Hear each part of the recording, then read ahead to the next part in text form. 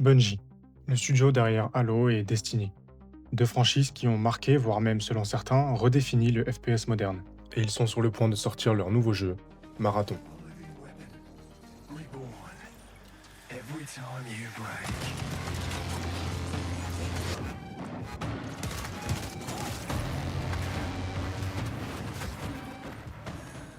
Salut les gars, c'est Balayette et dans cette vidéo, on va parler de ce nouveau jeu, le présenter pour ceux qui ne le connaissent pas. On va découvrir ensemble pourquoi une partie de la communauté est très hostile à Marathon avant même sa sortie. On évoquera ensemble les belles promesses du jeu en termes de système et de gameplay, tout en nuançant avec les points plus clivants qui pourraient décourager certains joueurs.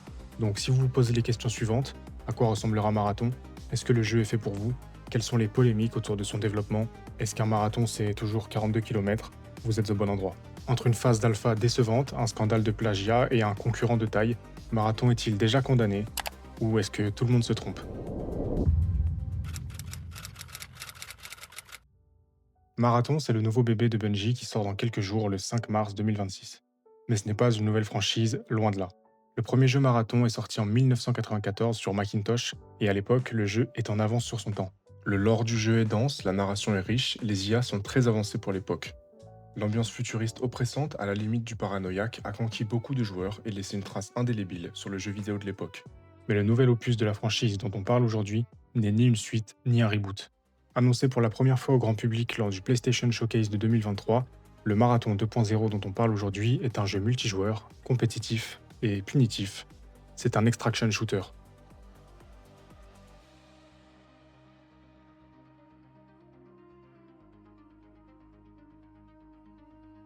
Bon, pour ceux d'entre vous qui ne connaissent pas le genre et sans trop rentrer dans les détails, un extraction shooter, c'est un jeu dans lequel vous avez une réserve d'équipements et de matériaux qu'il vous faudra remplir et gérer. Votre réserve contiendra des armes, des armures ou des consommables que vous pourrez emporter avec vous dans des raids au cœur de différentes zones de danger dans le but de trouver toujours plus de loot, toujours plus rare et de le ramener en sécurité dans votre réserve.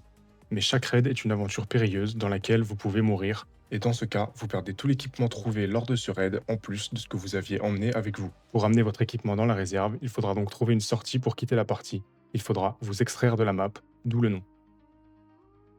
C'est un genre qui se veut punitif. As-tu vraiment envie de partir en raid avec ton arme légendaire fraîchement acquise? Ce serait bête de mourir et de la perdre. Mais à la fois, à quoi bon la posséder si c'est pour la laisser dans ton garage et ne jamais t'en servir?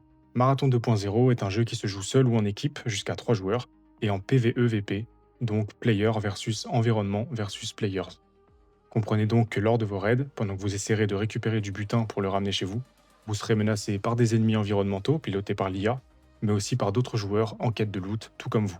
Ce genre de l'extraction shooter PvE-VP a été propulsé sur le devant de la scène par l'excellent Ark Raiders, élu jeu multijoueur de 2025, un de mes coups de cœur personnels et un vrai raz-de-marée dans l'industrie du jeu vidéo. Pour être très clair, le projet Marathon existait bien avant l'arrivée d'Ark Raiders. Il n'est pas là pour surfer sur le succès d'un genre en pleine ascension. Même si on est bien d'accord, l'extraction shooter risque d'être surreprésenté dans le milieu jeu vidéo ces prochaines années, tout comme l'ont été les hero shooters ou les battle royale précédemment. Bien que les deux jeux soient très différents, et on va y revenir ensemble, la comparaison entre Ark Raiders et Marathon est inévitable au vu du contexte. Le nouveau jeu de Bungie devra détrôner la pépite de Embark Studios ou à minima trouver une place à ses côtés, sinon le jeu, et peut-être même le studio qui s'investit dessus depuis tant d'années, seront sûrement condamnés.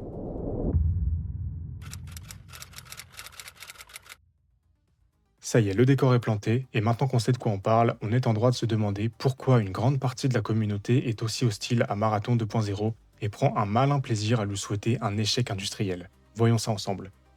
Premièrement, pour les fans de Marathon de 1993 qui m'écoutent aujourd'hui depuis l'EHPAD, si vous ne m'entendez pas, remettez votre appareil auditif. Non, plus sérieusement, si vous attendiez un second jeu Marathon qui soit un opus narratif, jouable en solo comme le premier, c'est raté. Clairement, c'est l'inverse, vous pouvez d'ores et déjà passer votre chemin. Mais la mauvaise réputation du jeu est surtout explicable par sa phase de développement en dents de scie, pour ne pas dire en dégringolade. L'annonce du jeu reçoit un accueil relativement enthousiaste en 2023, mais après une première phase d'alpha fermée, l'avis des joueurs n'est pas simplement tiède, il est glacial. D'après les quelques téméraires ayant testé l'alpha, le jeu est nul. Beaucoup n'accrochent pas à la direction artistique, qui était annoncée haute en couleurs mais qui est en fait plutôt terne, presque fade.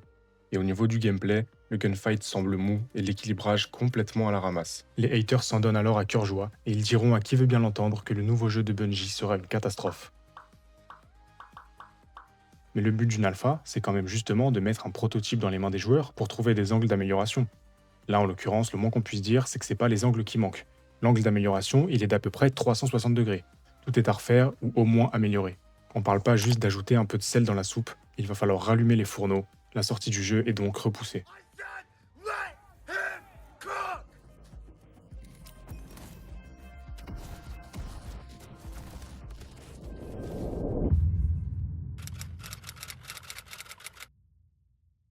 Malgré le petit tollé médiatique autour de cette première phase d'alpha, chez Bungie, ils ont de l'expérience. Ils savent faire des jeux et ils décident que ce chantier c'est juste une journée au bureau, ils vont se retrousser les manches et cravacher.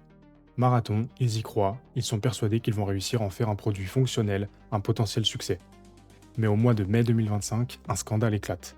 Une artiste indépendante du nom de Anti-Real accuse Bungie d'avoir utilisé des éléments visuels de son travail sans autorisation. Et la comparaison des assets du jeu et du travail de l'artiste est troublante. Non, en fait, elle n'est pas du tout troublante, il n'y a absolument aucun doute. Le portfolio public de l'artiste a été pillé pour servir au développement visuel de Marathon. Je vais pas vous faire un cours de droit de la propriété intellectuelle, déjà parce que j'aurais moi-même besoin d'un cours sur ce sujet, mais surtout parce que la situation est en fait assez simple. C'est pas parce que le portfolio est public sur internet qu'il est libre de droit, il y a eu un plagiat.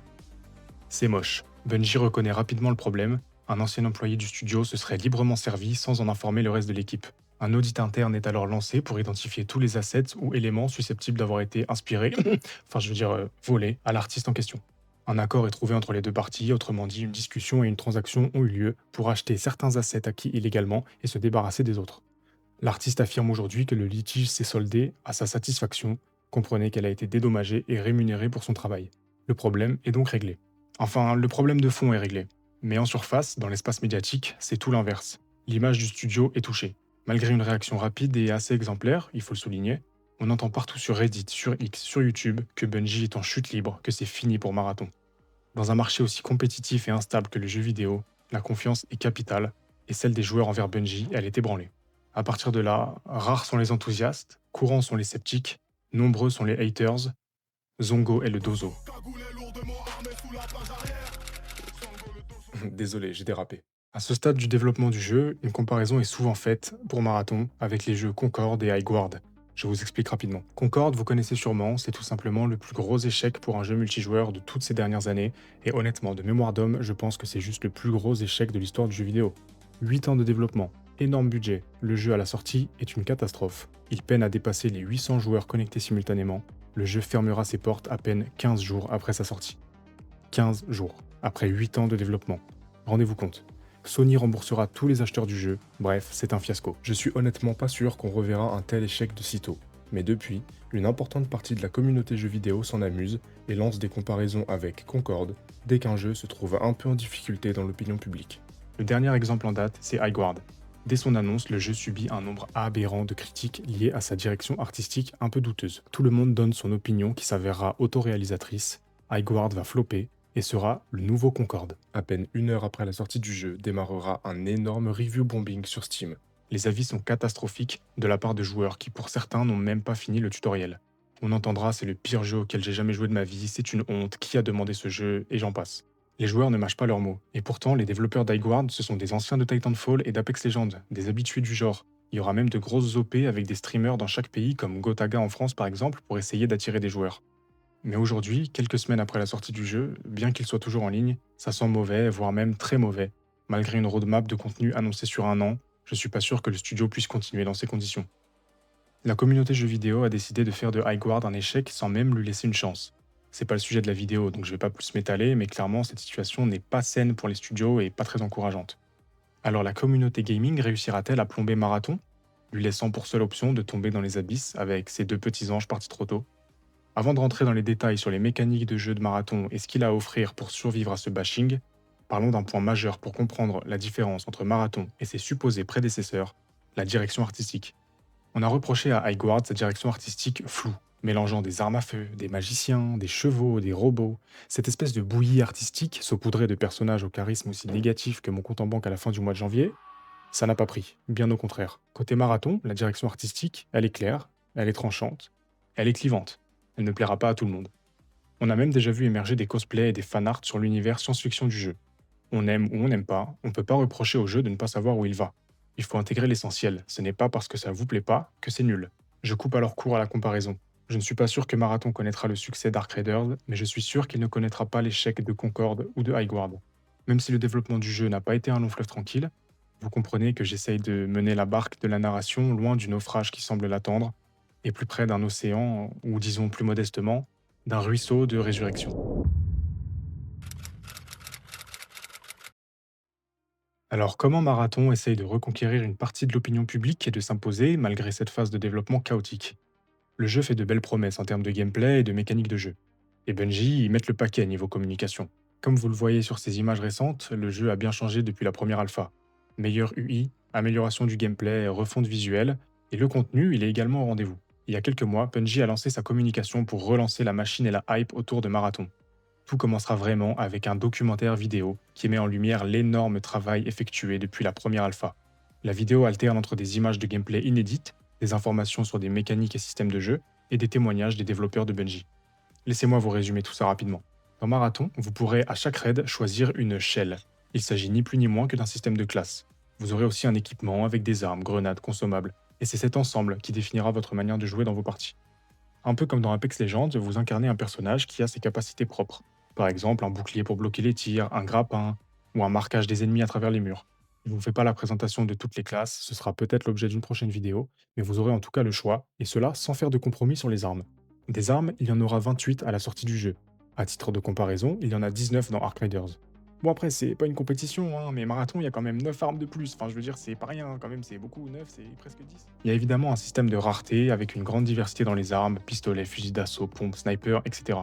Vous pourrez donc jouer un assassin qui utilise sa furtivité pour rester à distance au sniper loin du danger, ou au contraire, être un assassin qui devient invisible pour s'approcher discrètement et tuer à courte distance au fusil à pompe. Le jeu nous promet aussi un vaste et complexe système de modes d'armes. Et en plus de l'amélioration statistique classique, comme par exemple une augmentation de la cadence de tir ou de la vitesse de rechargement, il y aura aussi de vraies mécaniques de jeu qui pourraient changer votre manière d'aborder les parties. Comme par exemple une invisibilité qui se déclenche après avoir fait un kill. Ça risque d'être cheaté, j'ai hâte de voir ça. Entre les shells, les armes, les modes, vous aurez donc du choix pour personnaliser votre style de jeu à votre façon, et ce sera encore plus intéressant lors du jeu en équipe. Le point positif de toutes ces belles promesses, c'est que c'est pas n'importe qui les fait, c'est Bungie. Et Bungie, ils savent faire des FPS. Le gunplay de Destiny 2 est une référence encore aujourd'hui, donc si Marathon hérite de cet atout, on est déjà bien parti. Le jeu proposera un total de 4 cartes, des stations spatiales, des marécages, il y en a pour tous les goûts.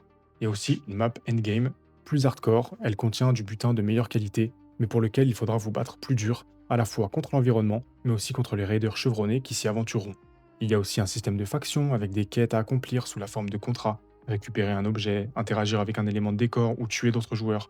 Mener à bien les contrats d'une faction vous fera augmenter votre relation avec elle, ce qui débloquera à la fois des compétences, mais aussi la possibilité d'acheter à des marchands spécifiques pour vous procurer de l'équipement. Je sais pas pour vous, mais moi tout ça, ça me donne envie. Mais il y a un problème.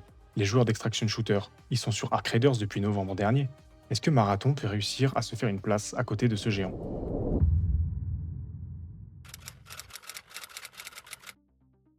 Ark Raiders, c'est le phénomène du moment. Tout le monde en parle, tout le monde y joue. Il y a du PVP, de la coopération, des IA quasi parfaites, des interactions organiques entre joueurs qui donneront lieu à des moments de vie uniques pendant les parties. C'est ça la recette du succès d'Ark Raiders. Marathon, de son côté, joue une carte légèrement différente. Un chat vocal de proximité existera, mais le jeu est clairement plus axé sur le PVP, bien plus que son rival. Si vous cherchez un endroit pour sautiller en criant Friendly, friendly, don't shoot, en faisant clignoter votre lampe torche et en espérant que les joueurs que vous rencontrez fassent de même, je crois que vous vous êtes trompé d'endroit. Enfin, en sommes-nous si sûrs? Qu'est-ce qui change vraiment? L'univers, certes. On passe de la région de la Rouille, vestige des anciennes civilisations humaines dans Ark Raiders, à Toseti 4, la planète dangereuse de Marathon. Mais l'humain derrière sa manette ou son clavier, celui qui pilote son personnage dans Marathon, c'est la même nature humaine que sur Ark Raiders, avec les mêmes outils de communication, un micro et quelques émotes. Alors pourquoi ce serait forcément si différent? Sur Marathon aussi, tout le monde est là pour le butin. Tout le monde cherche à survivre à l'environnement, qui lui ne risque pas d'être amical. C'est pas la peine d'essayer de négocier avec une IA. Alors sur le papier, les joueurs ont de bonnes raisons de s'entraider. J'ai hâte de voir à quoi ressembleront les interactions PVP organiques dans Marathon, mais je suis convaincu qu'on aura de belles surprises. Et cela s'expliquera aussi par le système très ingénieux du Rook. Tout à l'heure, en vous parlant des shells, les classes du jeu, j'en ai volontairement oublié une, le Rook. Le Rook, c'est la classe que vous jouerez quand votre réserve est vide et que vous avez besoin d'aller récupérer des armes ou des matériaux de première nécessité. La classe du Rook n'est jouable qu'en solo. Et en la jouant, vous rencontrerez d'autres Rooks, mais aussi des escouades de plusieurs joueurs, qui elles seront donc équipées. Pour vous aider à récupérer un peu de butin et à vous défendre pendant votre partie en tant que rook, le jeu vous offre gratuitement quelques consommables de base et un pistolet sommaire, le pire du jeu. En gros, quand vous êtes un rook, vous êtes très très faible, vous êtes toujours en danger. Imaginez que vous êtes un rook, que vous arrivez seul avec deux pauvres bandages et un pistolet rouillé face à une escouade de 3 joueurs suréquipés, pompes, explosifs, compétences de combat, etc. Soit vous arrivez à gagner un 1v3 avec votre pistolet à eau, mais c'est peu probable, soit vous vous faites dérouiller par 3 joueurs dans la seconde. Soit vous tentez de dialoguer, vous proposez vos services de mercenaires à l'escouade ennemie que vous venez de rencontrer. Après tout, rejoindre leur équipe, c'est peut-être votre meilleure chance de survie. En plus, vos ennemis le voient bien à votre allure que vous n'êtes qu'un rook. Ils comprennent donc que vous n'avez rien d'intéressant sur vous, par définition. Alors vous tuer ne leur rapporte quasiment rien. Et si vous les accompagnez, vous avez maintenant un avantage de nombre sur les autres escouades. Vous voilà à présent le quatrième mousquetaire de cette fine équipe. Et même si au niveau de l'équipement vous avez tous une brebis galeuse, vous trouvez au moins un peu de sécurité grâce à la force du nombre. J'imagine que ce genre de scénario sera très courant sur Marathon. Je trouve que ce système de rook est très ingénieux. A contrario, dans Ark Raiders, les joueurs PvP ne cessent de se plaindre du free kit, l'arsenal gratuit du jeu, car il contient des armes qui sont pour certaines jugées trop puissantes. Dans Marathon, ce ne sera pas le cas. Si vous jouez le rook, vous devrez vous faire tout petit et essayer de vous extraire avec des matériaux, pour pouvoir ensuite faire une expédition plus ambitieuse en jouant une autre classe à la partie suivante. De plus, Marathon disposera d'un mode de jeu classé. Je ne vais pas rentrer dans les détails car pour l'instant ce ne sont que des leaks, mais le système a l'air très bien pensé, avec par exemple un palier minimal d'équipement à emporter pour participer à cette file de jeu. Ainsi, vous êtes sûr de lancer une partie relativement équitable dans laquelle tuer un ennemi vous permet de récupérer un butin d'une qualité minimale. Marathon se différencie donc d'Ark Raiders en remettant le PvP au centre. Le PvE joue un rôle de danger supplémentaire. Là où on pourrait dire que le jeu d'Embark Studios avait fait tout l'inverse. Lors du récent PlayStation State of Play, Sony en a dévoilé plus sur Marathon, notamment avec une partie jouée en direct par le streamer Peanut, qui a clairement le vent en poupe grâce à son contenu sur Ark Raiders ces derniers temps. La manœuvre est assez claire. La base de joueurs d'Ark Raiders sont les potentiels futurs acheteurs de Marathon. Alors est-ce que le succès d'Ark Raiders il y a quelques mois empêchera Marathon de trouver son public? Eh bien je pense que c'est tout l'inverse. La popularité et la démocratisation d'Ark Raiders a permis de présenter le genre de l'extraction shooter au grand public. Tout le monde est maintenant familier du principe, et beaucoup, dont moi, se sont rendus compte que ce n'est pas non plus un mode de jeu hardcore où on perd tout à chaque partie. Ce n'est juste pas un jeu de grind, ça n'a rien à voir avec un MMORPG dans lequel votre équipement est votre plus grand trésor, et où vous ne voudriez le perdre pour rien au monde. Dans les extraction shooters, l'équipement n'est qu'un outil. Il est fait pour être utilisé, perdu, cassé, réparé, fabriqué et perdu à nouveau. Nombreux sont les joueurs qui pourraient trouver en Marathon l'extraction shooter compétitif que Ark Raiders n'est pas. Marathon récompense le PvP avec un système à part bien construit, un classement, des saisons régulières pour renouveler les objectifs et mettre le contenu à jour. La sortie d'Ark Raiders est en fait peut-être une aubaine pour le nouveau bébé de Bungie.